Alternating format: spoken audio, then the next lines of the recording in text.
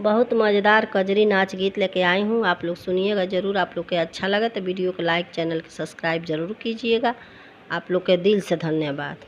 मचिया बैठल तू ससुर बढ़ैत लाल फूलवन के ना, मोके अंगिया सिया दिलाल फूलवन के ना, मोके अंगिया सिया दिलाल फूलवन के ना।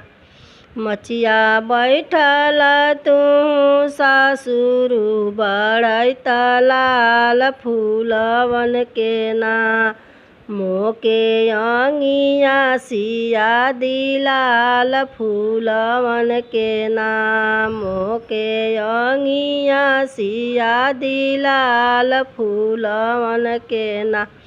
ऐसन बहुआ के ही बुधिया छोड़ले लाल फूलवन के ना, ए अंगियावा कैसन होला लाल फूलवन के ना, ए अंगियावा कैसन होला लाल फूलवन के ना।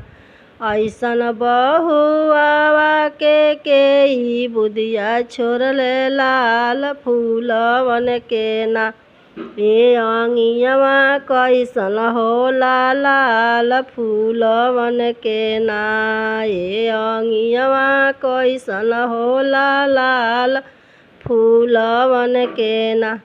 कहवा से सुई मंगैबो, कहवा से धगवा लाल, कहवा से ना छ बिछना दरजिया लाल, कहवा से ना छ बिछना दरजिया लाल, कहवा से ना।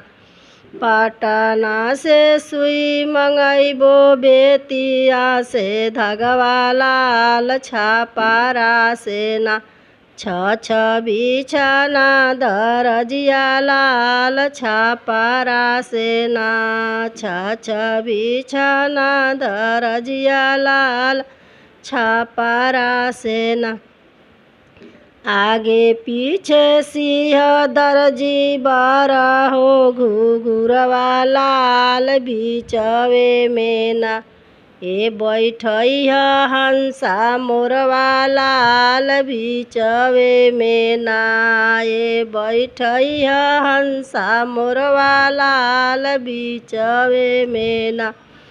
उठत के बाजेला बरहो, घुघुरवा लाल बैठत के ना, ए कुहू कु बोले बोलिया लाल बैठत के ना, ए कुहू कु बोले बोलिया लाल बैठत के ना।